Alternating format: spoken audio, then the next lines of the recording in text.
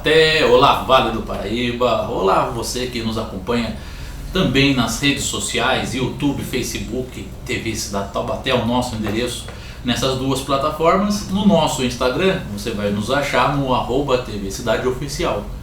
Ah, mas quer mandar e-mail também, né? Então é tvcidadeTaubaté@gmail.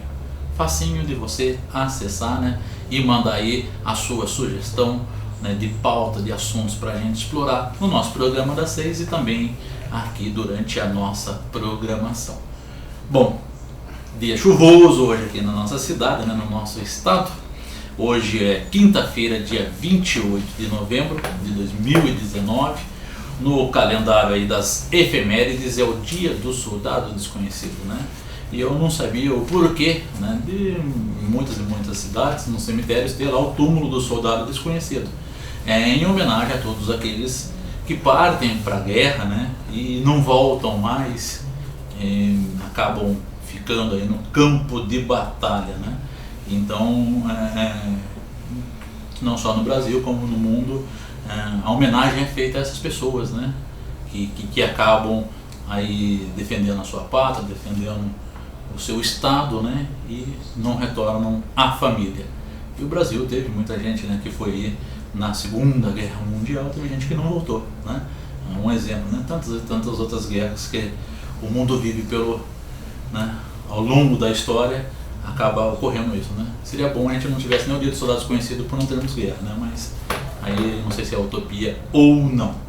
Para a gente iniciar, eu quero dar aquele recadinho que o presidente Carlos Dionísio de Moraes, lá dos 5 comerciários, mandou para a gente o convite, né?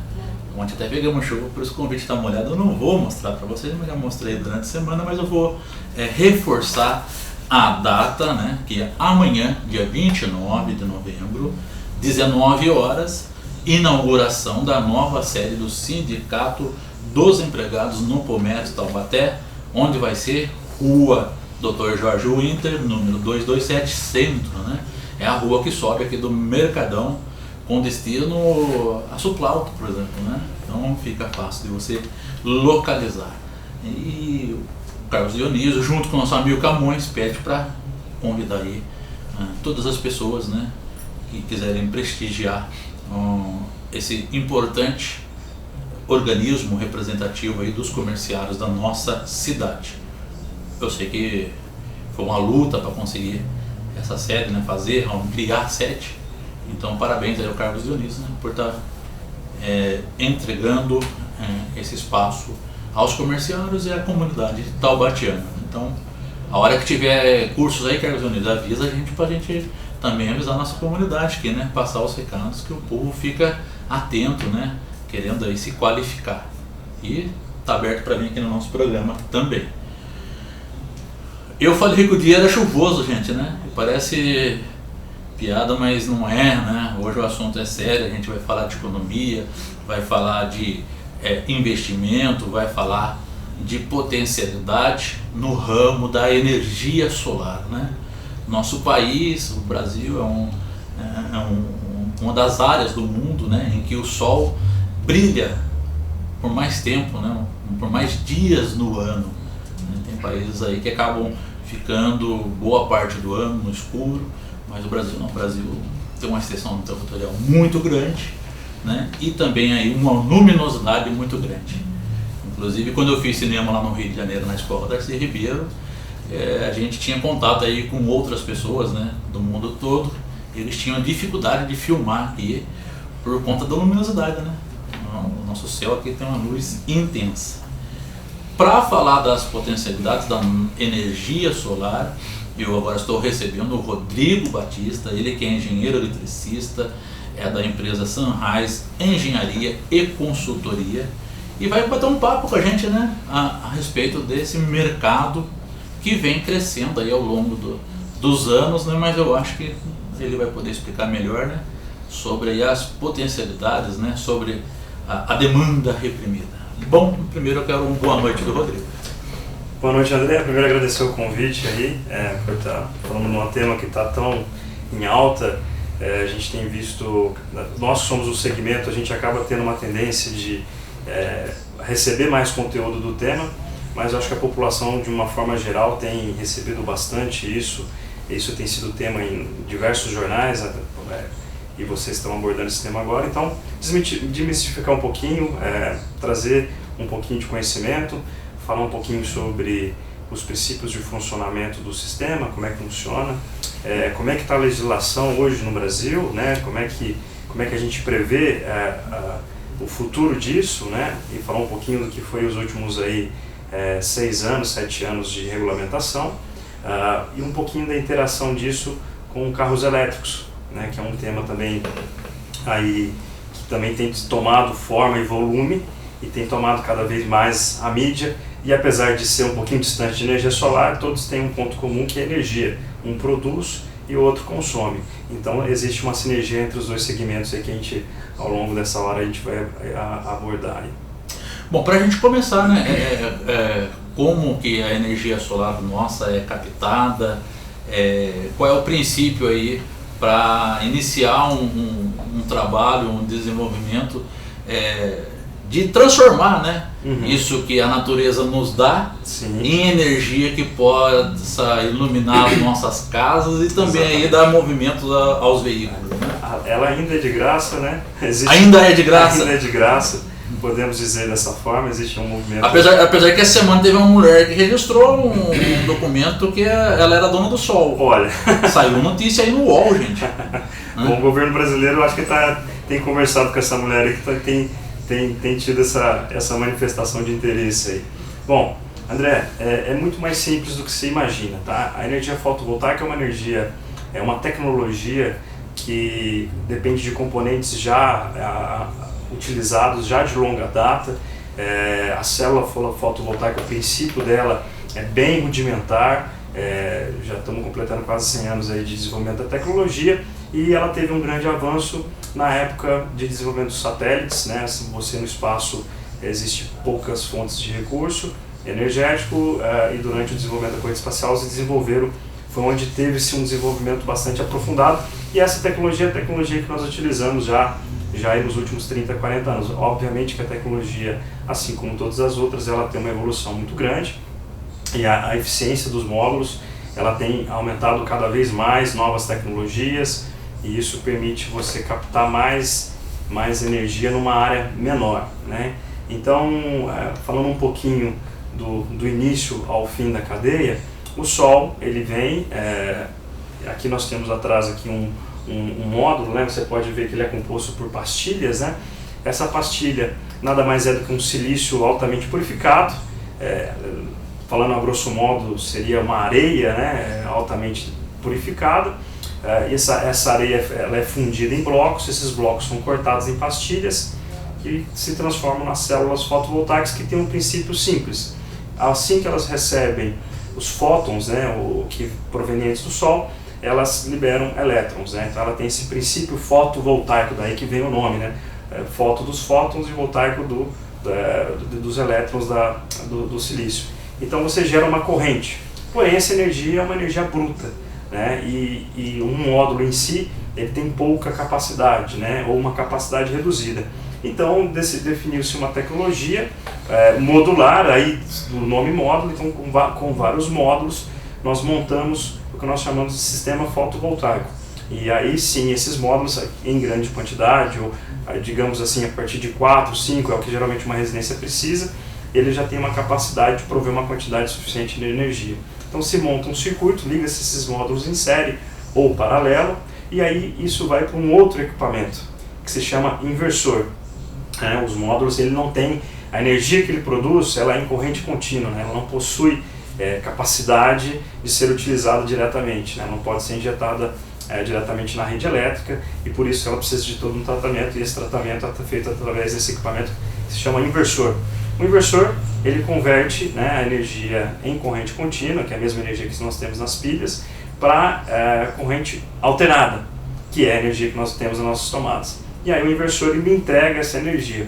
É um equipamento que funciona de forma autônoma, então muita gente questiona, eu preciso quebrar minha casa inteira, passar eletroduto? Via de regra não, a gente utiliza um ponto de energia já pré-existente. Obviamente que esse ponto de energia ele tem que ter uma capacidade de receber essa energia. Em sistemas residenciais, que são sistemas pequenos, isso não é um grande desafio, né? Uma tomada de um circuito de ar-condicionado, um circuito de uma tomada de 20 amperes, muitas vezes já é o suficiente para receber. Caso essa infraestrutura não esteja apta ou não esteja disponível, a gente tem todo um trabalho de criar uma nova infraestrutura de forma extremamente ornando com a arquitetura, não é nada drástico, né? São fios, eletrodutos, muitas vezes ocultos, né? Isso nem aparece, e fazemos a conexão muitas vezes direto no padrão de entrada, né? Depois que passa por esse inversor. Um ponto que a gente fala bastante, uma vez falado sobre módulo e inversor, é a questão da proteção, né? O módulo fotovoltaico, a gente costuma dizer que o sol você não desliga. Então você sempre terá uma parte do circuito energizado durante o dia, por isso de se ter bons profissionais capacitados que tenham um conhecimento específico para trabalhar com esse tipo de tecnologia, que a corrente contínua é uma tecnologia que não é muito comum, né? Você não tem isso na tomada, então você precisa de uma mão de obra específica e sistemas de proteção, DPS, chaves seccionadoras, para fazer o seccionamento. E a norma NBR 5410 ela não permite que você tenha circuitos com fontes distintas dentro do mesmo quadro de seccionamento. O que eu quero dizer com isso? Você não pode utilizar um quadro pré-existente na instalação para passar os cabos do fotovoltaico, né? Porque futuramente o sistema é feito para trabalhar 25 anos, daqui 5, 10 anos um eletricista pode vir a fazer uma intervenção. Se ele tiver fotovoltaico dentro do mesmo circuito que o corrente alternada, ele vai desligar o padrão de entrada e o circuito, se for de dia, estará inevitavelmente energizado, né? Existem outras tecnologias além do inversor central, que se chama microinversor.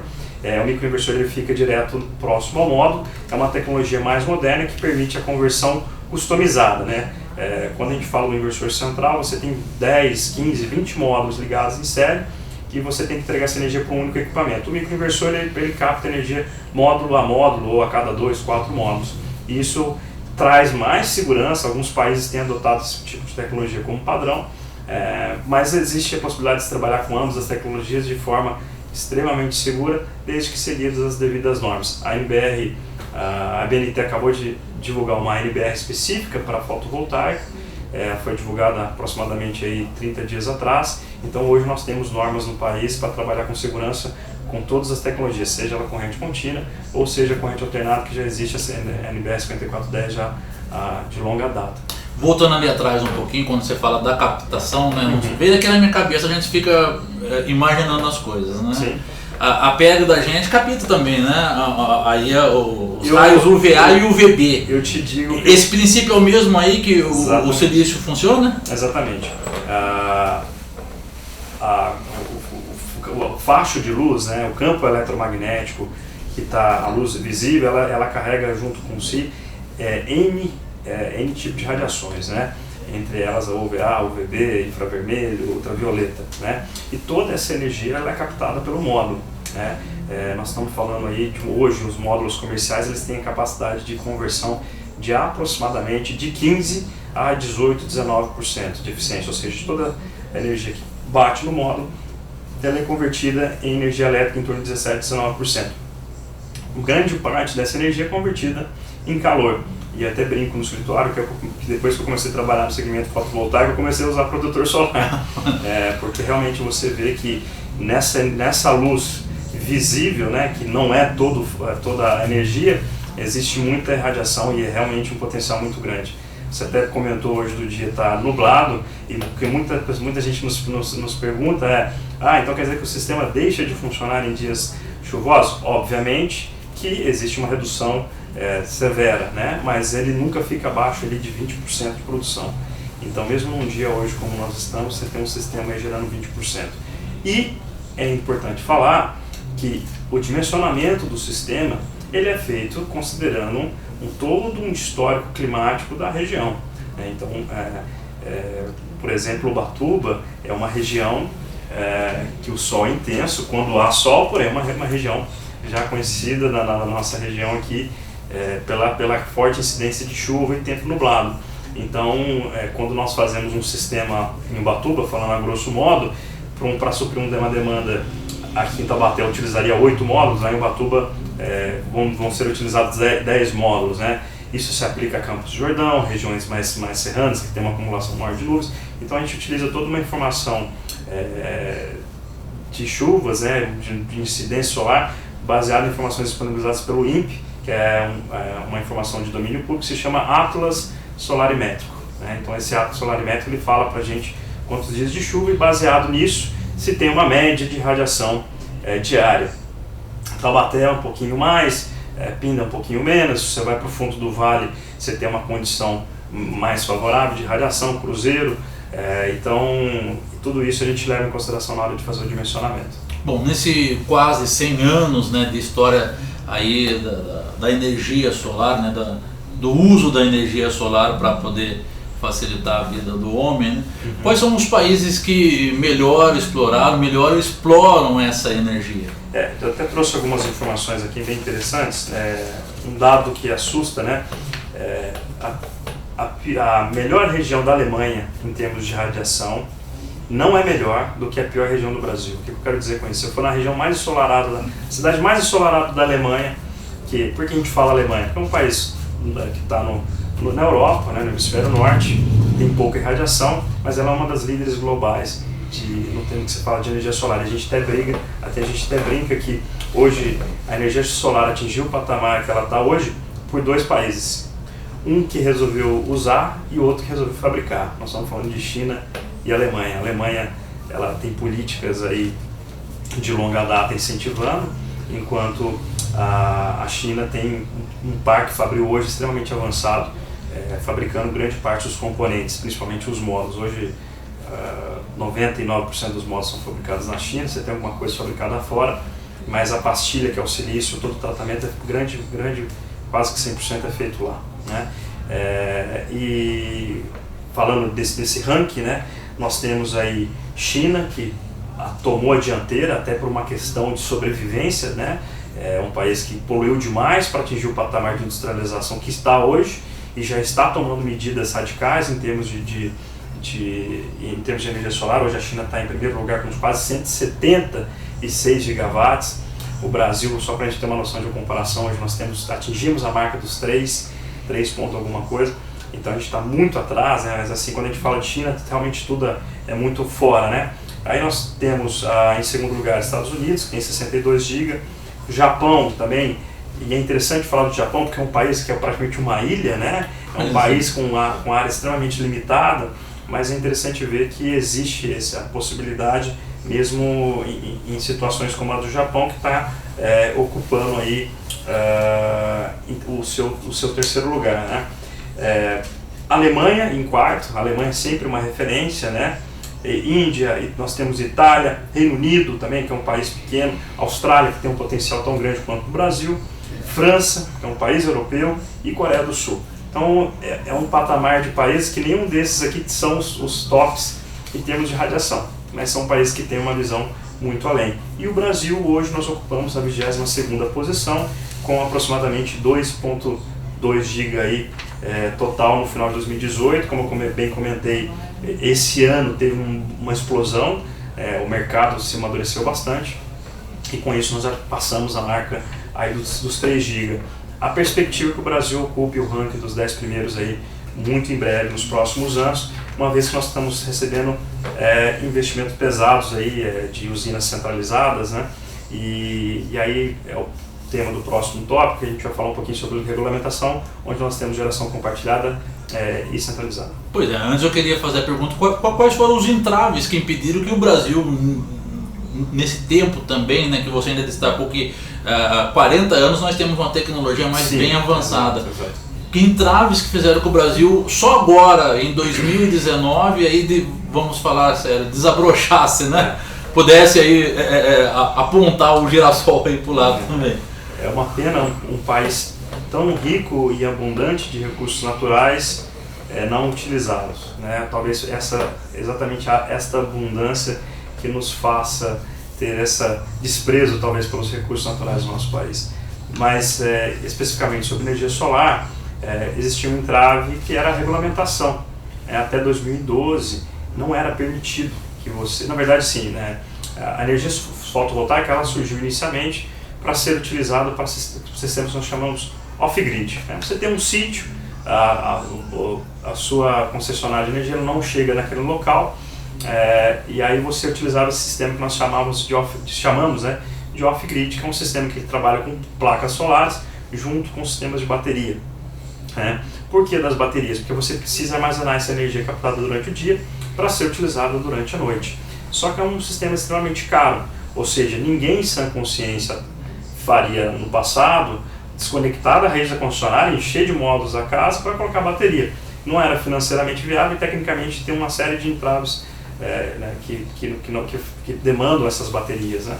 Então, já outros países da Europa e outros países pelo mundo já permitiam que você utilizasse a rede da concessionária como bateria. E isso foi permitido no Brasil somente em 2012. Então, 2012 foi quando saiu a primeira regulamentação, a regulamentação 482 da ANEEL, onde a ANEEL disse para o consumidor: olha, a partir de hoje você pode colocar energia solar na sua casa e não se preocupe com o banco de baterias, você pode utilizar a própria rede da concessionária como bateria. Então, o sistema funciona da seguinte forma: você faz a conexão desse equipamento que eu lhe comentei, inversor, junto à instalação, e esse equipamento ele vai injetar energia, como se fosse uma bomba d'água, como se tivesse colocado um poço artesiano. Vamos supor que todas as torneiras estão fechadas e esse poço está captando água, no caso a energia, e essa pressão ela precisa ir para algum lugar. Como essas torneiras estão todas fechadas, essa pressão se torna maior do que a pressão da água vindo da rua, e essa água começa a fluir em direção ao encanamento da rua. E essa água vai para a rede e é consumida pelo vizinho, e ela é consumida nas proximidades. É a mesma analogia para a energia elétrica. O inversor ele bombeia essa energia para dentro da instalação, e caso não haja consumo imediato, essa energia ela vai para a rua. É onde você utiliza virtualmente a rede da concessionária como um banco de baterias. Esse daí é o famoso crédito de energia? Os créditos de energia, exatamente. Vamos pegar um sistema residencial. A família saiu para trabalhar durante a manhã, o sistema está gerando energia, essa energia está sendo toda enviada para a rede, e quando essa família retorna ao final do dia, liga chuveiro, forno de micro-ondas, os equipamentos elétricos, essa energia ela é retornada. Então você cria um sistema de créditos e débitos com a concessionária, isso vem tudo na fatura de energia no final do mês. Isso só foi regulamentado em 2012, por isso disso. Obviamente que o Brasil é um país que tem uma série de cuidados, então os empresários olharam com cautela, aguardaram a lei ser homologada, para daí então iniciar todo o desenvolvimento de cadeia, de produtos, fabricação. Então você não tinha fabricantes no Brasil, não se havia distribuidores no Brasil e nem empresas instaladoras. Então com isso era uma demanda ainda praticamente inexistente, e aí isso foi ao longo dos anos se amadurecendo. Em 2016 houve uma modernização dessa norma, da 482, a normativa A687. Essa normativa ela deu algumas outras possibilidades, como por exemplo o autoconsumo remoto, que é o que? Você, por exemplo, você tem uma empresa com um telhado muito bom, um galpão, você pode instalar o sistema fotovoltaico na sua empresa, nesse galpão, e os créditos de energia eles podem ser enviados para outras unidades consumidoras.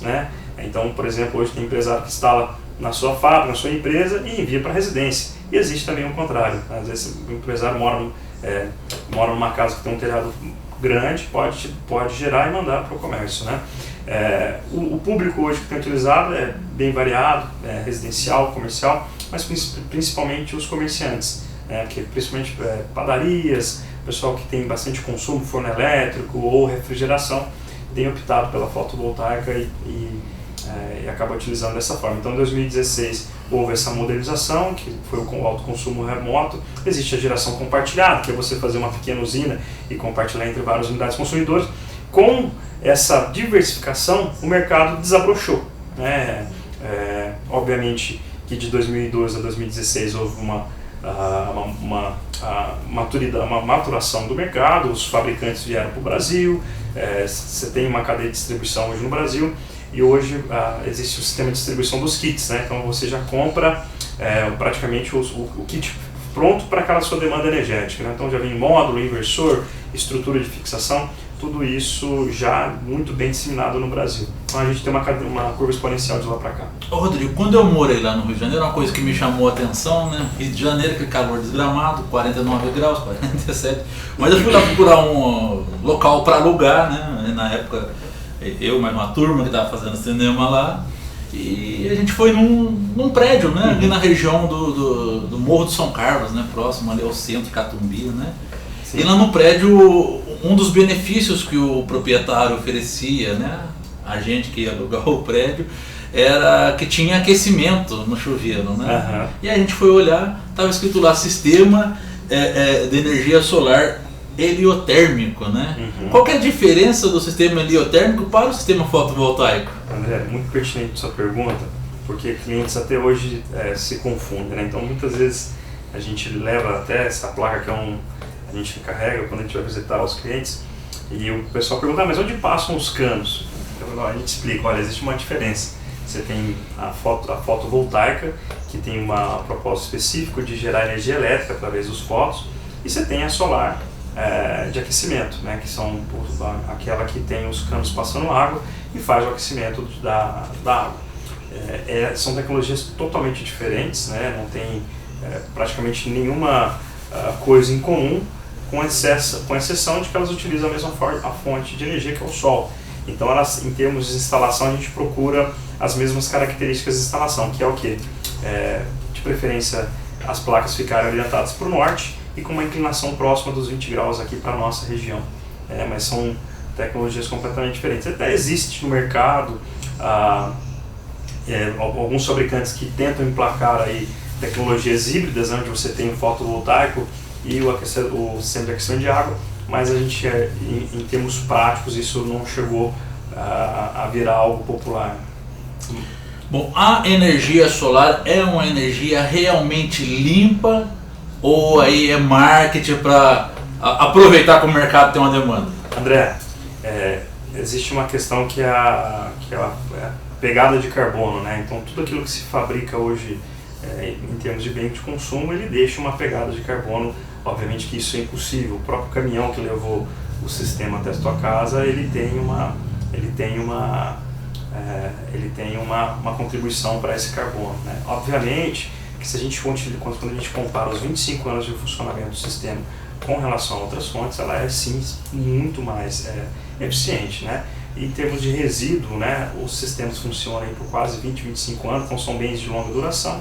E uma vez dado fim o produto, são todos equipamentos, todos materiais totalmente recicláveis, então não se deixa nenhum contaminante ou um passivo ambiental, seja qualquer for o tamanho do sistema. Quer dizer que nem ao céu nem ao inferno.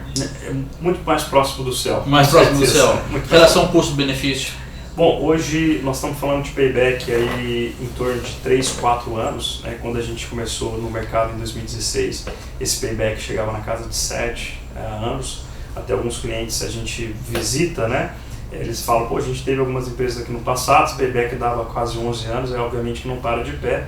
A gente tem alguns clientes que a gente chama de early adopters, são aqueles clientes que têm uma mentalidade um pouco à frente do seu tempo, não querem saber em termos de retorno financeiro, eles vão implementar o sistema fotovoltaico, são aqueles que já nos perguntam sobre o carro elétrico, esses não estão preocupados com o financeiro. Obviamente que quando a gente vai para um projeto de comercial, valores mais altos, né, a gente já, o comerciante, o empresário já tem obviamente uma preocupação no Brasil, né, porque a gente fala que o empresário não sabe se vai estar aberto o mês que vem, assumir uma dívida para 2, 3 anos tem que ter muita coragem, mas hoje a gente tem uma situação em termos financeiros ideal, onde muitas vezes a parcela de um financiamento do próprio sistema ela é menor do que a fatura de energia. Então, se o empresário paga ali R$1.000, R$2.000, R$3.000 de fatura de energia, o valor do financiamento vai estar um pouquinho abaixo disso. Nós estamos falando de financiamento aí de 3, 4 anos. Então, em 3, 4 anos o sistema está pago, ele não onerou o fluxo de caixa dele com um aporte e ele tem aí mais 21, 22 anos, até 25 anos de energia gratuita, né? Você está falando do empresário, né? Das grandes empresas que consomem muita energia. Mas eu estou vendo a dona Neuza lá do Bonfim, por exemplo, perguntando, né? E a minha casa? né? Tô vendo a dona Nega também lá da Estiva também perguntando, né? A mãe do tio Léo. Será que aqui na escola de samba a gente pode pôr? Como que funciona? Dona Neuza, a gente costuma dizer que não existe tamanho mínimo. Qualquer fator de energia ela pode ser utilizada. A gente, como eu costumo dizer, que financeiramente o sistema fica muito interessante a partir de uma fatura ali de 200, 300 reais, já tem um payback interessante, 4 anos, então vale a pena sim. A gente dá o exemplo do empresário, mas não estou falando da indústria, falando do mané da padaria, do João da sorveteria, não, são sistemas ainda assim pequenos, né? Só mais a gente dá o exemplo de quem usa a energia elétrica como insumo, por esse ser mais proeminente, né? Mas residencial sim, hoje 50% da nossa plataforma ela é residencial. Bom, você falou da questão da modernização das leis, né, das normas aí em 2016, de lá para cá teve novidade também nesse quesito? Sim. Avançou-se ainda mais? Sim. Na verdade, está nas nossas mãos, né? Está em consulta pública, uma revisão da norma junto à ANEEL. A ANEEL, lá em 2012, quando ela lançou a norma, ela já tinha previsto que em 2019 haveria uma modernização, porque hoje a norma ela é muito boa, ela é 1 para 1, então para cada 1 kWh que você injeta, você tem direito a esse 1 kWh.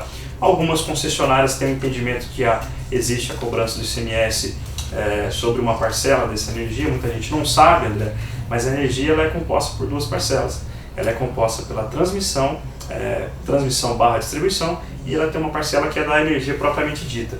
Então você está pagando quase 50% da energia pela produção, ou seja, você está pagando pela usina que gerou, e 50% você está pagando por ela ter chego até sua casa, através do fio. Então você remunera a concessionária de 2 formas. Hoje, o cliente que conecta o seu sistema, ele tem uma isenção de 100%, ou seja, ele recebe de volta tanto a parcela da transmissão quanto da parcela da produção da energia.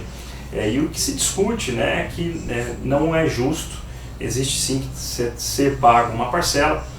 Como empresário do segmento, a gente entende que realmente sim, é justo que se pague algo, mas o que a ANEEL propôs é que se pague muito, né? Quando a gente fala de transmissão, distribuição dessa energia, a energia fotovoltaica ela oferece uma série de benefícios para todo o sistema como um todo, uma vez que eu gero energia na minha casa, eu não preciso que essa energia venha de uma Itaipu ou de uma usina muito distante. Essa energia, quando ela vem, há perdas, né? Então essa energia, ela deixando de vir da usina, essas perdas não ocorrem, então você tem um sistema mais eficiente. Então tem uma série de benefícios, né? E o governo, a ANEEL ela é um órgão independente, né? As agências são independentes do governo, e a agência ela divulgou a intenção de tributar quase 70%, ou seja, dos 33%, dos 100% que você injeta na rede, você receberia de volta apenas 33%. Isso praticamente inviabiliza financeiramente qualquer projeto de energia solar, né? Então o que se discute aí, a grande briga do segmento, é para que a gente tenta achar algo mais próximo, né? A ANEEL alega que o mercado já está mais maduro, mas a gente entende que ainda é muito incipiente, porque foi de 2016 para cá, então foi de 3 anos, e muito investimento foi feito, a nossa própria empresa fez muito investimento, né? Isso compromete. E por mais que os produtos sejam importados, né, os módulos, grande parte vem da China, não é o chinês que vem instalar, é um brasileiro, e é um brasileiro que tem que ser bem qualificado. Nós estamos falando de um eletricista com curso de NR10, NR35, uma série então você traz, o segmento fotovoltaico, ele traz uma série de vantagens aí, não só para o cliente que instala, mas para a sociedade como um todo. Então, a gente fala, o governo entende que existe uma necessidade de modernização, mas o nosso segmento entendemos que da forma como foi sinalizado, né, não tem nada definido ainda, é que você teria aí uma grande penalização. Mas isso teve uma grande rejeição. O próprio Senado, vários senadores e deputados atuaram firmemente junto à agência, e a gente entende que vai ter algo ali muito próximo ali 10%, alguma coisa em torno disso que vai ser perda, mas ainda assim torna-se um sistema extremamente vantajoso, né? Mas está em consulta e isso ainda tem bastante lenha para queimar. Bom, já que você tocou no assunto, a questão da geração de empregos, né, das oportunidades de qualificação, né, atrás dessa placa aí, ou carregando essa placa, quantos profissionais tem envolvidos em média? Quantos empregos geram aí uma célula dessa? Olha, hoje nosso time para girar, né, a gente está falando aí de quase 10 pessoas em back-office, nós somos todo o nosso time de engenharia e vendas, e o time de instalação ele é sazonal, ele cresce conforme a demanda, mas nós temos aí picos aí de até ter 20 pessoas em operacional, então nós estamos falando aí de uma pequena empresa da região gerando quase 30 empregos. Quase 30 empregos? Exatamente, em toda a cadeia, né? Bom, já que você também falou da região, né? Como que está a energia solar? Aqui no nosso Vale do Paraíba, há incentivo também por parte das autoridades, né? O Vale do Paraíba tem aí vários condomínios, tem conjuntos habitacionais surgindo, né? Hoje já se pensa também, ao se planejar esses conjuntos habitacionais, em utilizar a energia solar, ou ainda é uma realidade distante? André, você tem algumas iniciativas, na iniciativa privada, né? Algumas grandes construtoras já têm colocado no portfólio a entrega do condomínio com o sistema de energia solar no topo e algumas até com sistema de carregador para carro elétrico. Mas do governo a gente ainda tem poucas iniciativas, né? Pontualmente você tem alguns condomínios habitacionais com aquecedor solar e energia solar fotovoltaica. A gente entende que isso é uma iniciativa muito inteligente. Até recentemente nós fomos procurados por um asilo e uma empresa que queria fazer uma doação para o asilo falou: olha, eu vou fazer uma doação inteligente. Ao invés de doar uma quantidade X de cestas básicas que vai se exaurir ali muito brevemente, a gente vai doar um sistema de solar fotovoltaico para que eles não tenham todos os meses a conta de luz, ou seja, uma doação de 25 anos. Né? Então é algo que encaixa muito bem, quando a gente fala de condomínios populares, isso encaixa bastante. Falando um pouquinho de regulamentação municipal, você tem São José dos Campos que tem o IPTU verde, não vou falar detalhes porque eu não sei como é que funciona ao certo, mas o IPTU verde basicamente você ter uma parcela do IPTU isenta quando você tem fotovoltaico. E é importante se ter sim uma legislação municipal, uma vez que muita gente fica com receio, por exemplo, de fazer uma garagem solar ou fazer um galpão solar com o intuito de captar energia, porque às vezes tem o município entende que isso é uma área construída ou uma área coberta e pode ter incidência do IPTU. Então tem que ter essa devida cautela, né? Quer dizer, que é uma coisa para se pensar em Taubaté, né? Eu ainda não ouvi falar de IPTU verde em Taubaté, né? Exatamente. Mas já ouvi falar que o drone está voando aí por cima das casas, né? Então até exatamente. Tá achando casinha de cachorro, né? Exatamente. Bom, aí já é uma situação complicada, né? Exatamente. O drone é tecnologia, inclusive, que a gente utiliza na nossa vistoria, é muito útil para fazer análise das áreas, né? Então a gente voa com o drone e identifica a área através de fotos aéreas. Bom, entre aí a pessoa estar na expectativa de implantar o projeto, até a entrega do projeto, quanto tempo leva em média e como que é feito esse processo? André, é muito rápido, né? A empresa, desde que ela tenha um processo bem definido, isso se dá de forma muito natural, né? Uma vez apresentada uma proposta onde você tem uma iniciativa, uma avaliação preliminar de custos, né? A gente envia uma equipe, essa equipe ela faz uma análise de vistoria com drone, a gente identifica se a área disponível é suficiente, a gente avalia se a carga instalada, né, do ponto de vista da concessionária é suficiente, porque a concessionária e o próprio sistema elétrico enxerga o sistema da mesma forma que a energia vem da rua, ela irá voltar, então você tem que ter uma capacidade dessa instalação, e havendo os pré-requisitos necessários, o material a gente tem distribuição no Brasil, então não precisa importar nada, tudo isso já está em território nacional, chega com uma semana mais ou menos o material entregue, imediatamente após a entrega iniciada a obra, e aí pegando um tamanho médio de projeto residencial comercial, a gente faz a instalação aí, se for um residencial pequeno, em até 1-2 dias, e um comercial em 1 semana. Então eu estou falando aí do início da assinatura do contrato até o sistema estar operando aí mais ou menos uns 30 dias, porque a gente tem que considerar mais ou menos uns 15 dias, que é o período de uma vez instalado, o período para a concessionária vir homologar, né? A concessionária ela faz uma vistoria para identificar se está tudo ok, entrega o sistema funcionando, a gente faz a ligação e aí só 25 anos que o cliente vai ter de energia aí própria. Quer dizer que a manutenção também é mínima, então? A manutenção é mínima, André. O que a gente fala para o cliente é não mexa em nada, o sistema ele funciona de forma autônoma. Pelo menos a tecnologia que a gente utiliza, ela tem uma tecnologia extremamente moderna, que ela manda qualquer variação ou problema, ela envia um SMS ou um alerta, né? E a gente acompanha isso. Mas o sistema ele funciona de forma extremamente autônoma, não precisa de nenhuma interação do cliente. Nos primeiros raios de sol ele já entra em funcionamento e vai até o final do dia quando não der mais. Em termos de manutenção periódica, a gente fala um pouquinho dos módulos, eles têm que ser limpos, né? A sujidade dele ali ela reduz a eficiência até 15%, dependendo. Então a gente aconselha ali 6 meses a 1 ano, dependendo da localização. Se for próximo a uma rodovia ou para um local que produz sujeira, a gente aconselha isso. Quando a gente fala de limpeza, é água, tá? É água e uma vassoura com pelo. O módulo ele tem uma proteção, ele tem uma película antirreflexiva. Por que antirreflexiva? A gente quer que a energia ela bata e fique, a energia não pode bater e voltar. Então não precisa passar bombril, nada para deixar brilhando o módulo, que quanto mais brilhante ele tiver, mais a luz ele vai refletir. Então é uma buchinha mesmo, algo bem suave, apenas para tirar aquela poeira com água.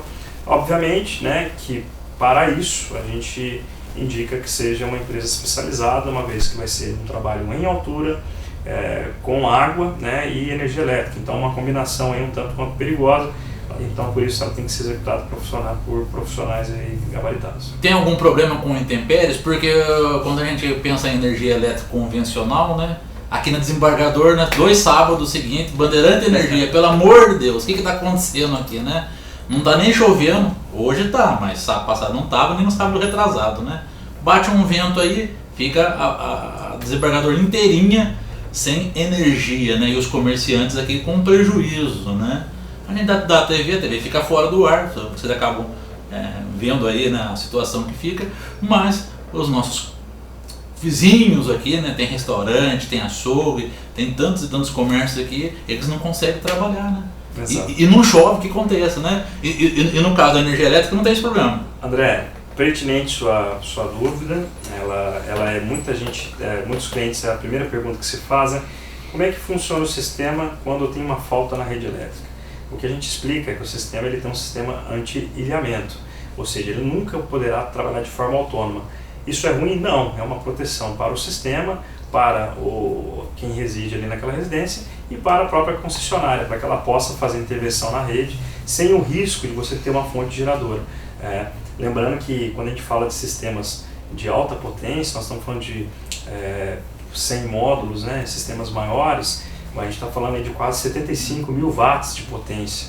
É muita energia, então isso precisa ser isolado quando você tem um problema na rede, para que não ofereça risco nem para quem está na instalação, né, ao ver que está faltando energia na rua, tentar fazer alguma intervenção, e também para o funcionário da concessionária, para que ele não vá na fiação e essa fiação esteja energizada. Então o sistema ele é desconectado. Então todos os inversores que nós utilizamos e homologamos junto à concessionária tem por obrigação ter uma certificação do Inmetro que ateste que ele desconecte em uma quantidade pré-definida de milissegundos, aí, uma vez que ocorre a falta de energia.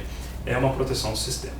Bom, nós estamos falando de energia residencial, energia industrial, né, energia solar destinado a esses espaços, mas agora nós temos também aí, já há um bom tempo, né, a gente vai no Salão do Automóvel já há alguns anos aqui, né, pela TV Cidade, toda vez que a gente vai lá a gente vê um carro elétrico. Exatamente. Né? São carros, protótipos lançados, mas a gente não vê esses carros elétricos andando aqui de forma popular no nosso trânsito, né?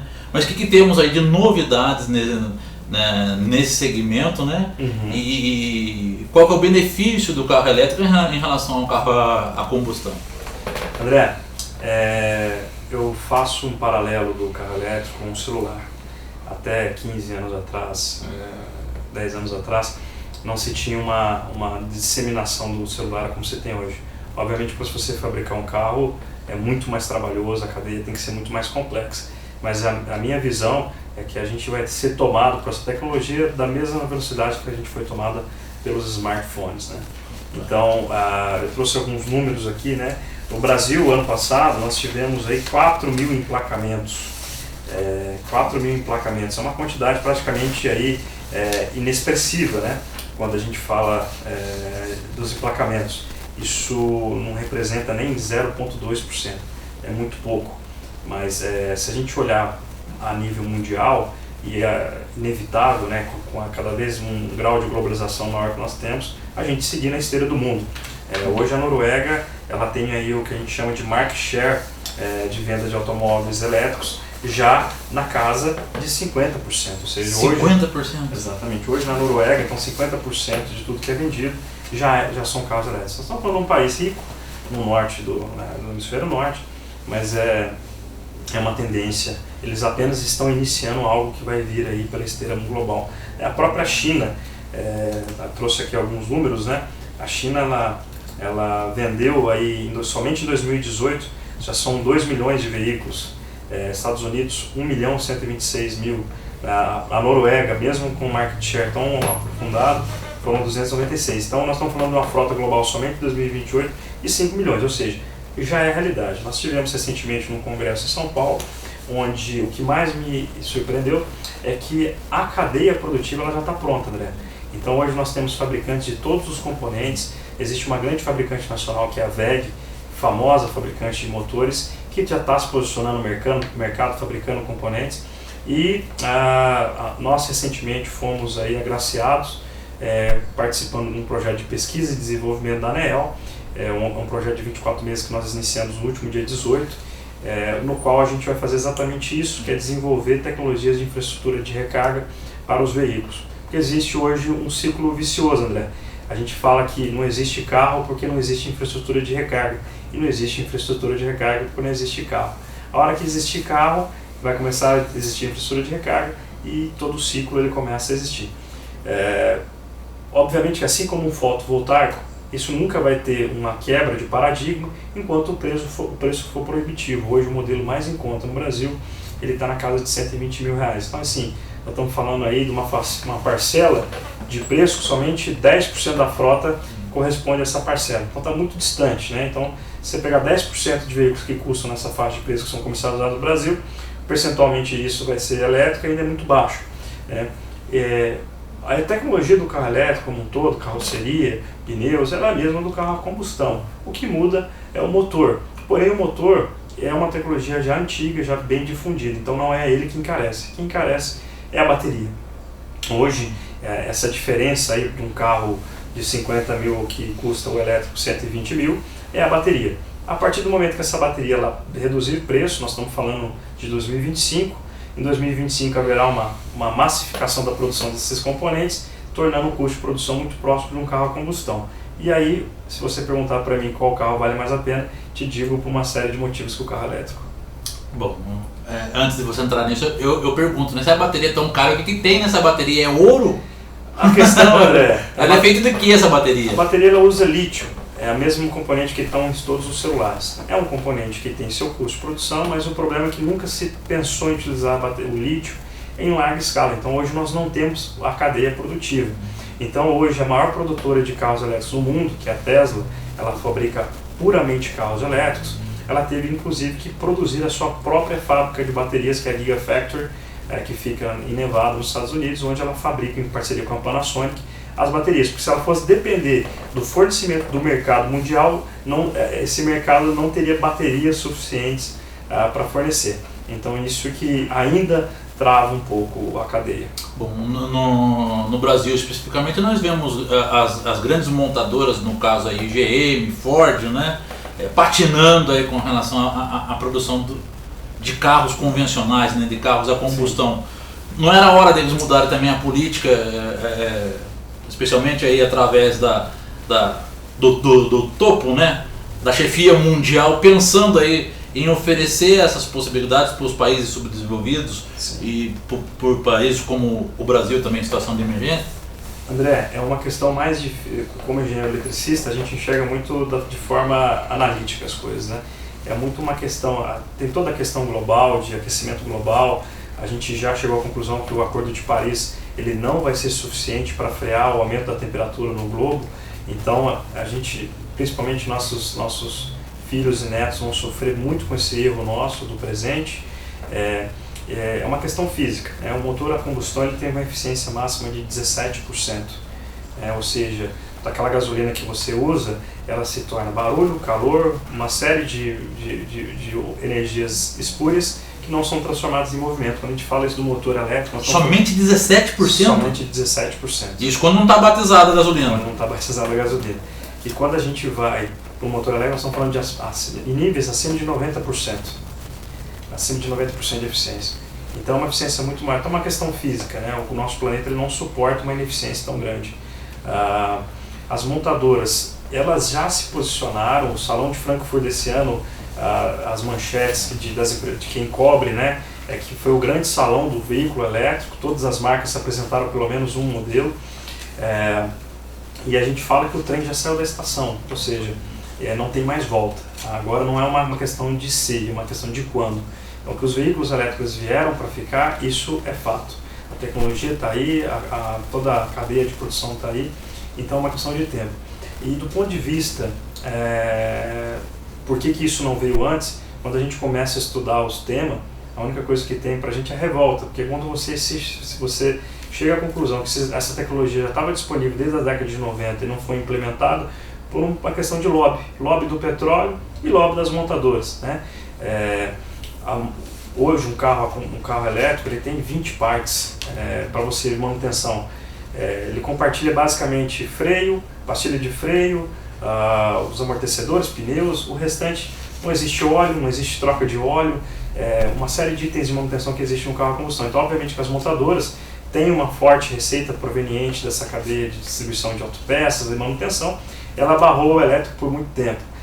E até pastilha de freio se gasta muito pouco, porque existe uma tecnologia nos carros elétricos que se chama frenagem regenerativa, ou seja, quando ele está descendo uma serra ou você tira o pé do acelerador, ele transforma o motor em gerador e capta essa energia cinética proveniente do deslocamento do carro. A gente brinca, que se você descer a serra de Ubatuba, você vai chegar com um tanque mais cheio do que quando você sai do Taubaté. Então, todas as montadoras já têm pelo menos um modelo.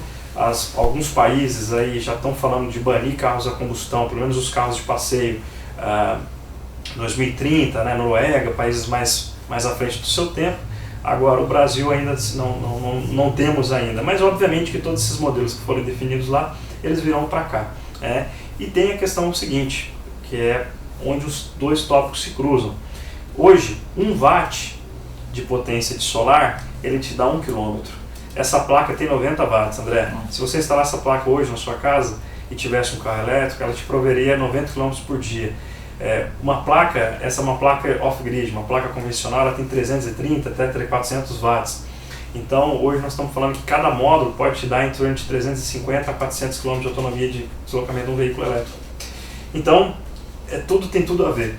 Então, o que a gente fala da sociedade moderna, no futuro não muito distante, é que você vai utilizar a energia da concessionária apenas à noite, ser autoprodutor dessa energia durante o dia e produzir excedente para utilizar no carro elétrico. Bom, além disso, temos até aviões já sendo pensados? Sim, saiu uma notícia, inclusive essa semana, a Embraer está em discussão com a ANEEL para desenvolvimento de um avião com tecnologia de motor elétrico. Obviamente que isso é uma tecnologia que não está tão avançada quanto a dos veículos, mas já se discute sim essa possibilidade. Nós estamos conversando aqui no nosso programa das 6 com o engenheiro eletricista Rodrigo Batista da Sunrise Engenharia e Consultoria. E a empresa, Rodrigo, onde fica? Como que as pessoas podem acessar? Bom, a empresa ela fica localizada no Espaço Schneider, sala 352. Nós atendemos todo o Vale do Paraíba, sul de Minas, região fluminense, Rio de Janeiro. Então hoje a gente tem projeto praticamente no Brasil todo. Não trabalhamos somente com a instalação, hoje nós somos uma empresa de engenharia. Hoje nós temos 1 megawatt de projetos instalados. Para quem conhece sabe que isso é bastante, são mais de 50 projetos instalados na região, projetos grandes. usinas em solo, a gente tem bastante projeto. Então fica o convite, quem quiser conhecer um pouquinho mais sobre a tecnologia, também de parte de carros elétricos. Hoje a gente tem uma série de iniciativas aí, todas focadas em sustentabilidade, sempre pensando não só no hoje, mas no amanhã. Se você que trabalha, atua nessa área, né, pudesse deixar um recado, não para quem já está acostumado aí a usar os produtos convencionais, seja o carro, a energia, né, mas para essa geração que vem, né, que tá aí crescendo, está assistindo a gente, né, tá na chupeta ainda, como diz, né, que recado você deixa em relação a tudo isso que nós conversamos? Olha, André, a gente fala para os nossos clientes, sempre quando a gente é chamado, que mais importante do que colocar um sistema fotovoltaico é você ter um consumo consciente. Então, a gente tem uma percepção de que aquela energia que ela chega até a sua tomada, ela tem todo um custo de produção, muitas vezes vindo de uma termoelétrica, perdas pelo caminho. Então, uso racional dos recursos naturais, afinal de contas, o planeta é um só. E uma vez exaurido dos recursos dele, a gente não tem mais o que fazer. E a sociedade como um todo estar preparada, antenada a isso, né? É uma tecnologia que veio para ficar. Quem não conhece ainda, é importante procurar conhecer, desmistificar de que isso é caro. A gente fala bastante que realmente tem que ter essa visão de que muitas vezes uma linha de financiamento vai poder te propiciar o sistema a um custo muito menor do que a fatura de energia. Então pode ser financiado? Aí Pode ser financiado, existem diversas linhas de financiamento, bancos públicos, bancos privados. Então está mais acessível do que a sociedade imagina, né? E a gente fala que vai ter uma primeira onda agora de instalações para autossuficiência e futuramente outras instalações aí para prover para os carros elétricos, né? Então a gente já tem sido procurado por nossos primeiros clientes lá de 2015. Olha, eu já estou querendo planejar uma expansão, eu já estou vendo um carro elétrico, agora nós já temos disponíveis alguns carros no mercado, então esses clientes já estão procurando esses carros, já estão querendo fazer uma expansão do sistema para se tornarem totalmente autossuficientes, não só no consumo dos eletrodomésticos, mas também futuramente no veículo próprio. Bom, redes sociais, site? Sunrise Engenharia, Facebook, internet é sunriseengenharia.com.br, perdão, .eng.br de engenharia. Nós temos as redes sociais, Instagram, Facebook. Quem quiser conhecer um pouquinho mais sobre a tecnologia, sobre nossas instalações, estão todas lá. Eu quero agradecer a você, Rodrigo, André, poder vir pegar um pouquinho do seu tempo aí, né, e vir bater um papo conosco aqui no programa da Seis. O agradecimento é nosso. A gente sempre fala que à frente da empresa está o propósito, e o propósito nosso é divulgar. Então qualquer oportunidade que a gente tiver, a gente vai estar presente. Bom, e quero aproveitar e agradecer aqui ao querido amigo Márcio Paula dos Santos, que nos sugeriu essa pauta, né, aqui no nosso programa da Seis. Como eu disse, você pode sugerir a pauta aqui que seja de interesse da nossa coletividade. Também quero agradecer aos nossos colaboradores, o Diogo Barbosa, o Marcos Salles, o nosso querido Maicon, né, Kaique Bocalari, a Claudinha Mello e toda a nossa equipe aqui. E lá no nosso comando, quem lá que está com toda a energia é o Jefinho, né? E o Jefinho já está recarregando a bateria em energia renovável, né? Já passou do 6.0 aí, mas está com carinha de 2.0, né? Então, bacana, Jefinho. Nosso programa está terminando hoje, agradecendo aos nossos telespectadores também e fazendo o convite. Amanhã nós estamos aqui novamente a partir das 18 horas. Então uma ótima noite e até amanhã.